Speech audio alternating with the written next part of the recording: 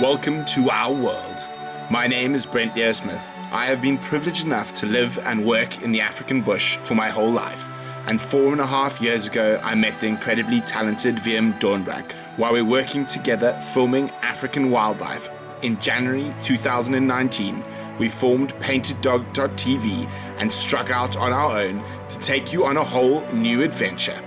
We aim not only to bring you the beauty of wildlife, but also some of the more serious issues facing the remaining wild spaces. Join us as we share our sometimes mad, sometimes funny, sometimes scary, but always entertaining antics in our happy place, the African bush.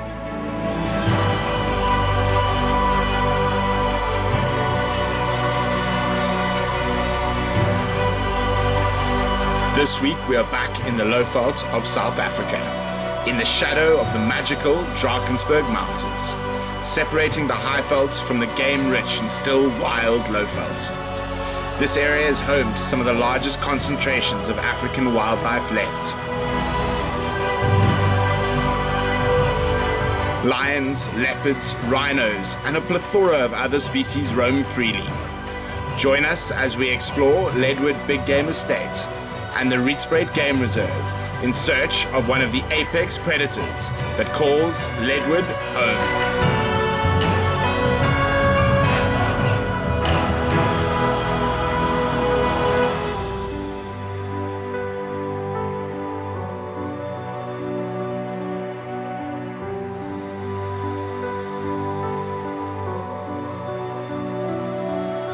So we are getting ready to go look for the lionesses this morning. We're just getting some of our camera kit all sorted. Our little GoPro for the wide shot. So they were in this general area last night when we left them. So we're hoping they haven't gone too far. Maybe they've caught something. And see, we've got the telemetry up already. GoPro's in. Sony is ready. Now all we're waiting for is Wiem to get in the car. We are privileged to introduce to you the two magnificent lionesses of Leadwood. They started their lives in a very different ecosystem. The dry, open plains and stark red sand dunes of the Kalahari Desert.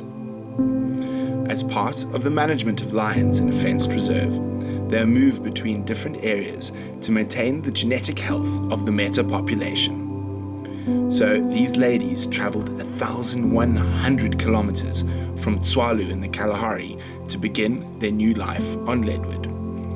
They were released into a boma with the males, where they were bonded as a pride. This was incredibly successful. However, it is not uncommon for the females and males to spend long periods apart. The oldest lioness, who is just over 3 years old, was fitted with a collar to monitor her movements in her new home. The younger lioness is just over 2, and we can still see that in some of her playful antics. Having come from the same pride, their bond is still incredibly strong.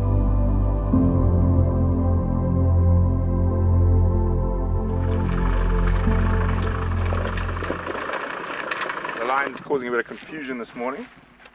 We've got female tracks going in both directions, but it looks like the ones heading in the opposite direction are the most fresh. This back pad is cutting the other back pad. You can also see these tracks are a lot more sharp than the ones heading that way, and also you can see there's been some nocturnal creatures skittering around on top of the tracks heading to the north, so I'm going to have to turn around and head to the south. So, lines are proving a bit difficult.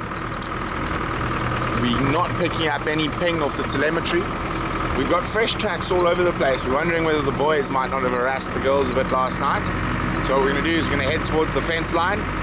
It's quite high, and we're going to drive down it. We can cover a lot of ground quickly to see if we can hear them pinging on the telemetry.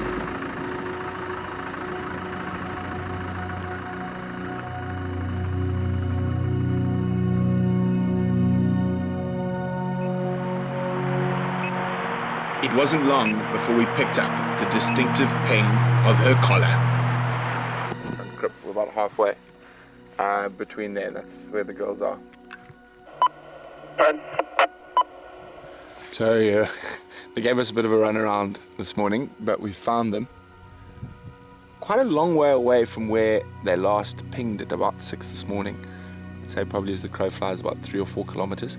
Now, they've been very hungry, but we can't see whether they're fed or not yet.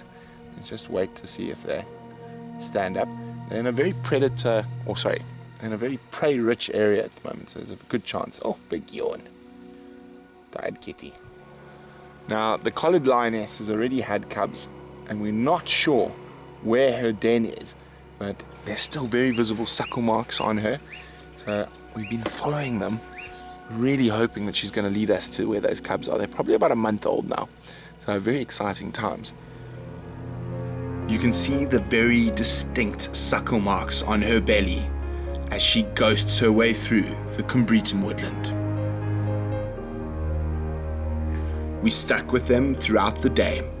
It's so special to spend quality time with these gorgeous girls as they go about their lion life.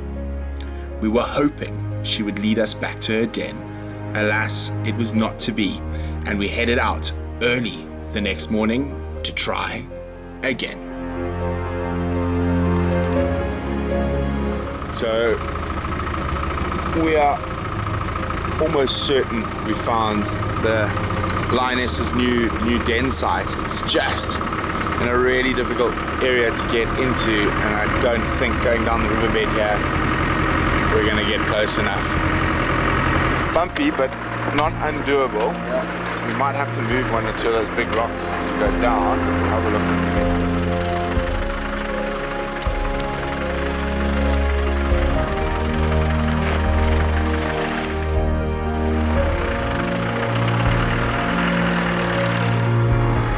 We've tried to get to where we think the new lion den is, in the riverbed, and we were just hoping that maybe we could sneak up to below the big rocks that they were on, but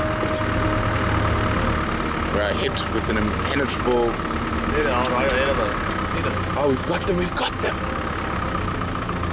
We've got one of them.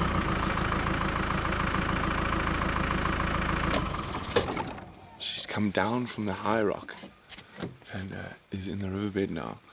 We're going to keep quiet and listen for cubs now for a little bit.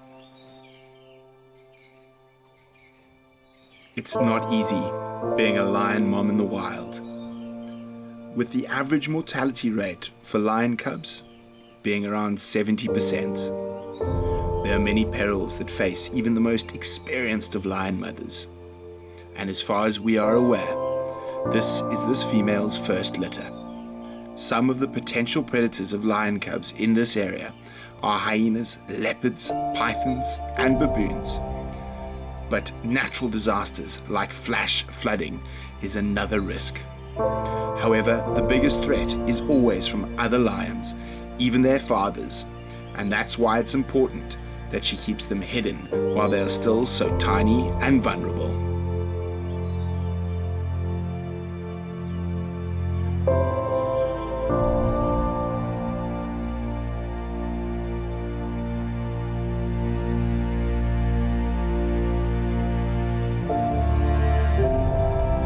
She has, however, chosen her den sites exceptionally well. All so far have been in the thick tangles and rocky outcrops along the Deep Sluit river system.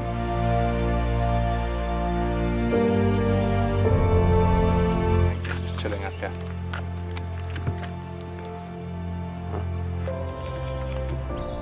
Sorry, I don't think this is the lion den. I think they were just relaxing up here, but it's always worth coming to have a look. We're going to have a quick scratch around.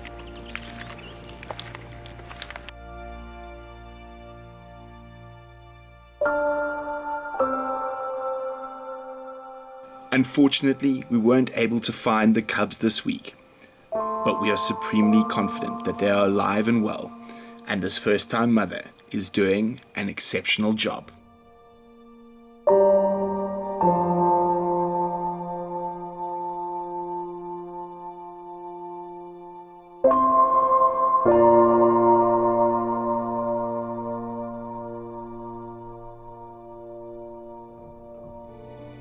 you for watching this week's episode of Safari with Brent. It's been an absolute pleasure introducing you to those lovely lionesses on Leadwood, and we are going to be out looking for those cubs a lot in the next couple of weeks, so keep a close lookout on our YouTube page, because we might have a little surprise for you of tiny little lion cubs. Remember to like, share and subscribe, and put your questions in the YouTube comment section, and we will answer them later this week.